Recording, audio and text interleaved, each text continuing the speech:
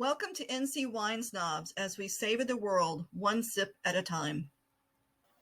In this episode of NC Wine Snobs on Vacation, we checked out the wines, brews, and views at Great Valley Farm Brewery and Winery, conveniently located off of I-81, exit 180 in Natural Bridge, Virginia. Here we go.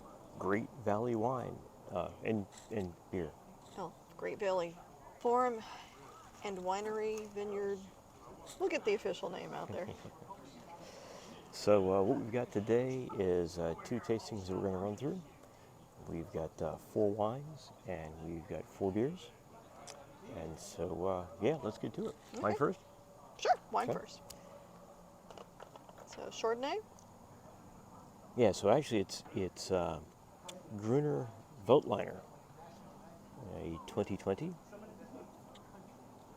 So their description is medium-bodied, partial oak, fermented aged, citrus and pear, and the grapes are Gruner Veltliner. It's interesting, a little bit of tartness to it. It's being served chilled, Yeah, quite good cold. call.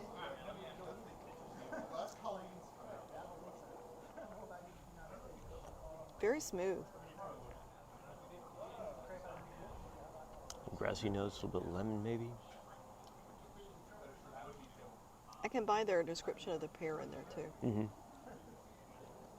The light oak, I mean, it does not impart very much in the way of the traditional buttery vanilla flavors that you would normally associate with a oaked wine. There's no bitterness to it at all. It's very smooth. They say citrus. I'd say it's very light citrus touch to it, Yeah, I mean, I do get a little bit. but it's not acidic citrus. No. So, No, I mean, that's very refreshing, actually. I think it would be a good seafood wine, like your fishes and crab meat. Whitefish, cod, Yeah. stuff like that. Yeah, and chicken. I mean, put that with like a chicken piccata or something like that. Yeah. It would go quite nicely. It would also cut any kind of creamy, cheesy sauce. Yeah. It's nice. I like that. Put that in your macaroni and cheese. Some sharp cheddar. Mm-hmm. Could also be a nice wine to go in a cheese fondue. All right, so up next, 2022 Vin Gris Rosé. And it says lightly effervescent, white peach melon. Not- Grapes are Cab Franc and Petit Verdot. Not seeing much in the way of bubblage. So we'll see what happens when we actually try. And man, just I don't know Crystal clear. I don't know if you can, if the camera really picks up the color or not, but yeah, definitely this really pale peach Peachy. salmon. Yeah. Yep, effervescence. So is that effervescence from secondary ferment or effervescence because they added bubbles? Well, I mean, there are no bubbles, but it's got some Oh, bite on the tongue. okay. So it's got that acidity punch that makes it feel effervescent on your tongue, I guess. I don't know, it kind of got a strawberry cherry kind of nose. Very pleasant nose. Yes. Effervescence, grape juice. I actually get a little bit of like banana on both the nose and the tongue. Yeah, I can see that. Maybe kiwi banana. Yeah, definitely dry though. I mean, this would not by any means make somebody's sweet or semi-sweet dry list. Full disclosure, what we have for our selections, none of them are sweet. Yeah. We asked the person at the bar to give us 4. This time we let them select the wine. They asked us if we liked sweet or dry, and we said we're equal opportunity drinkers. Just let us know what you think we'd enjoy. Well, the guideline we gave was what are the 4 or what's the one that is what you would call your signature. This is our wine. We haven't gotten into it yet. It's actually coming up next, but that's okay. I like this. Man, it's a beautiful day. And the view is absolutely amazing. Wow. Yeah, I mean, this is the scenery here is just absolutely phenomenal. And as an added bonus, whether you're a beer drinker or a wine drinker, They have both. this would not be a sipping wine. This needs to go with food, and I think it's a with a meal type wine. That would be nice with like a chowder or something like that. There you have it, 2022 Vingres Rosé, or Vingres Rosé. And so now that we're done with the white and the rosé, it is on to the reds. First one is going to be a varietal. It is the 2021 Petit Verdot. It is very dark. Yeah, I mean that's. I mean, in the shadow here, we got the sun behind us and we're sitting in front of a bush. But it is very dark. Absolutely clear, but.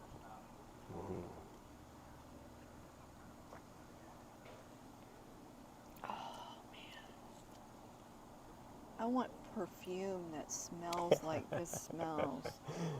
Oh no, would you like me to smell like I this? would. That could happen if I drink a lot of it. I mean. Or spill so it what, on. what do you pick up? Berry and chocolate. I get a little bit of leather in there as well. Grape, believe it or not, is an aroma that comes through. Very soft tannins. That's a beautiful wine. It really is. It has a lovely mouthfeel too. It's soft. It's like velvet. What kind of flavors are you picking up? I know. I looked. That's the hard part. They say blueberry. I'm really not getting blueberry. I'm getting a very mocha-y, chocolatey flavor to it. I'll buy that. A little bit of smoke on there, maybe. And by mocha, way on the chocolate side of Right. mocha. Yeah. Right. I mean, it's not in-your-face chocolate. Let finish linger and. A little tobacco. Yeah. Oh, it's lovely. This one I would call a delight to the senses because the aromas are fantastic. The taste is fabulous. This one's just a fun wine to drink. It would never be mistaken for a front porch sipping wine, but I could certainly have a glass of that on its own. I would pair this with anything. I pair it with him. Sorry, a little bit sappy, but that's who we are. This isn't a big, bold wine, but it's got nice, subtle flavors it's fun. I mean, it's got character. It's not single note. Right. And the character is different on the nose than it is on the tongue. It's fun. So there you have 2021 Petit Verdot. For what it's worth, winemaker's notes were soft tannin, blueberry, chocolate, and oak. And the only grape used to make it is Petit Verdot. And here we go, the fourth and final wine on the wine half of the flight today is the 2020 Shenandoah Red. So this time I'm going to try not to look at our tasting notes down here. And It's again, so hard to very dark look. wine. Trying to hold that from the top there. You just got to wonder how long they leave it with skins on to get that color out, extracted into the wine. And very dark, yeah. I mean, it's like plum in color. Deep, dark, black plum. Okay, I'm not getting chocolate this time. I feel like my nose is broken. I'm trying to figure out what it smells like. I'm getting berry and smoke. Okay. Cherry. Yeah, this one definitely has the tannins. I mean, but it's not in your face. It's in your mouth. It's there. I mean, you let it sit and you go, oh yeah, okay, there's that little dry mouth feel. This is, of the four, not a sipping wine. This is one that you would want to have with something else. Yeah, well, the rosé I would say is one that you'd want to have with food as well. But yeah, it definitely is. Now, this one's going to be a little bit closer to your big, bold type wine that's going to need like a steak or a good, rich food for it to cut through. I mean, of the four, I would think this is the more European preparation of the grape. I do get a lot of the same flavor profile as the Petit Verdot, which is no surprise because one of the three grapes in there is the Petit Verdot. The other two are Cabernet Franc and Chambourcin. But I still think that of the four that we've done, my favorite bottle would be, or the bottle I would want to buy, may end up in our car, is the 2021 Petit Verdot. I just... Yeah, hands down. I mean, that's... in full disclosure, he did say that the 2021 Petit Verdot was their first gold medal winner that they made. So no surprise there that it would be our favorite.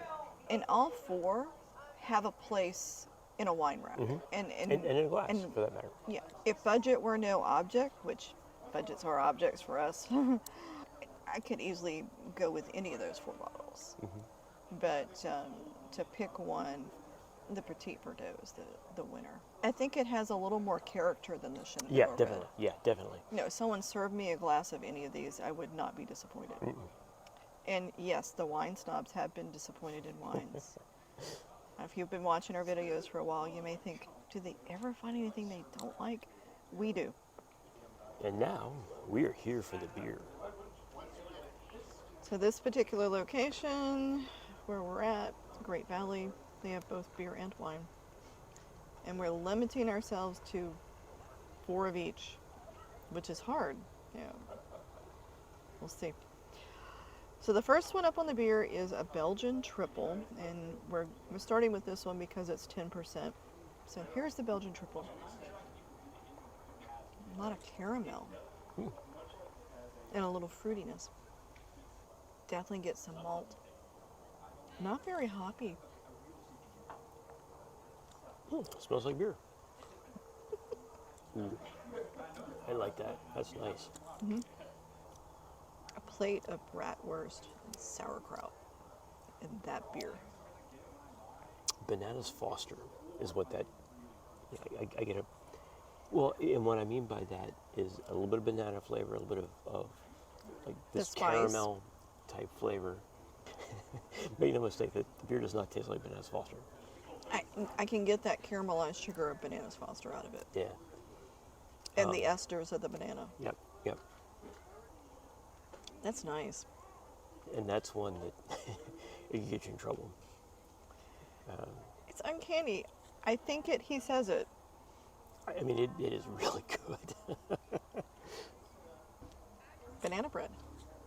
Especially one of those banana breads that's very moist to the point that it's kind of gooey on the sides. Yeah.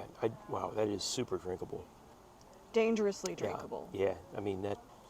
I Wow. would recommend against the growler, maybe the half growler, but wow. Well, I mean, get the growler. Just be careful. Don't do it all in one sitting, and definitely Have it with friends. and food, because not that it needs food, but you're gonna want it. That's phenomenal. That's really good. Okie dokie. So now we move on to the IPA. Very juicy looking IPA. Yes. I like the IPAs that look and drink like orange juice. Or mimosas.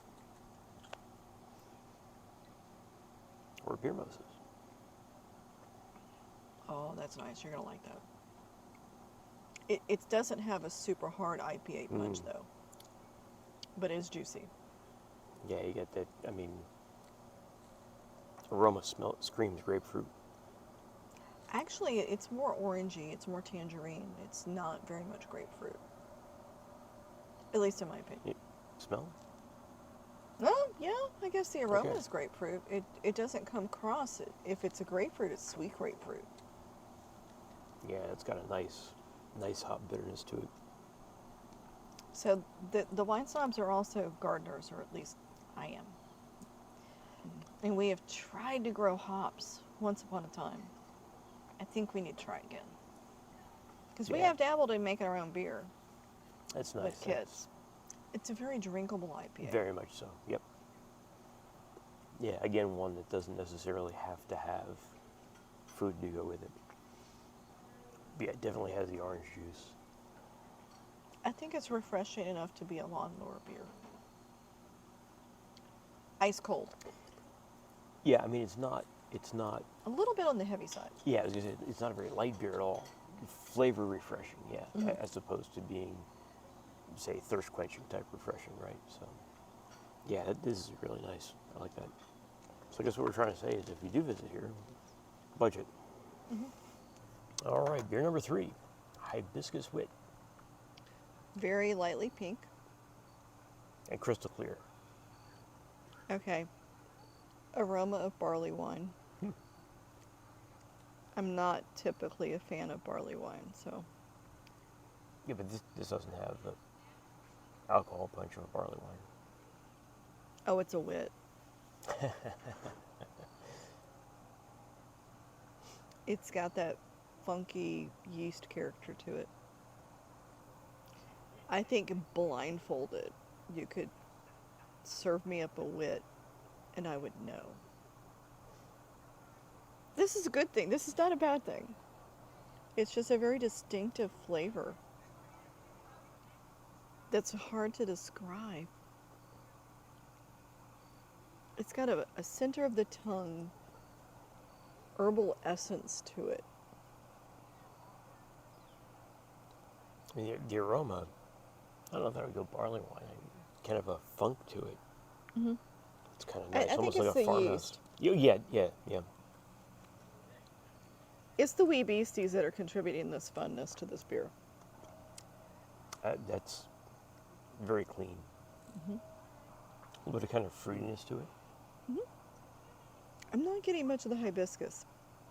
It's been a few years, but we went on a cruise to Mexico, and one of the things that we did is we made a hibiscus tea with dried hibiscus flowers.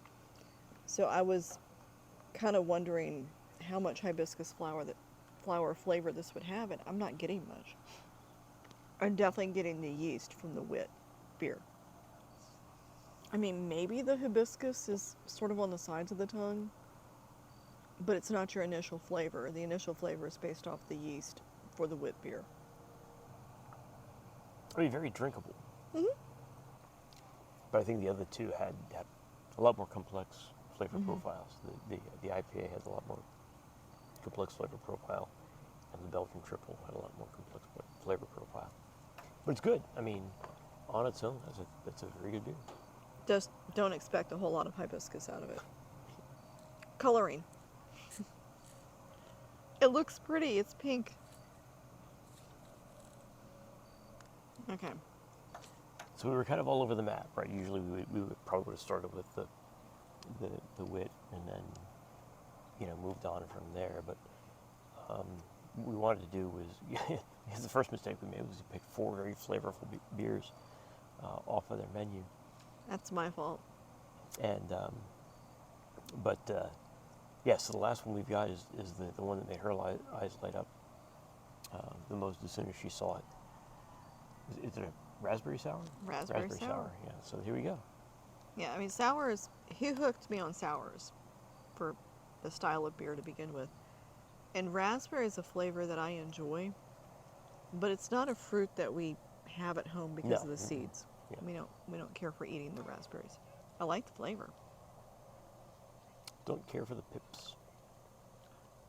Oh man, that's raspberry. Be prepared to pucker. And no, this is not that kind of YouTube channel. No. Sipping enough so I can get to a nose. Dry raspberry.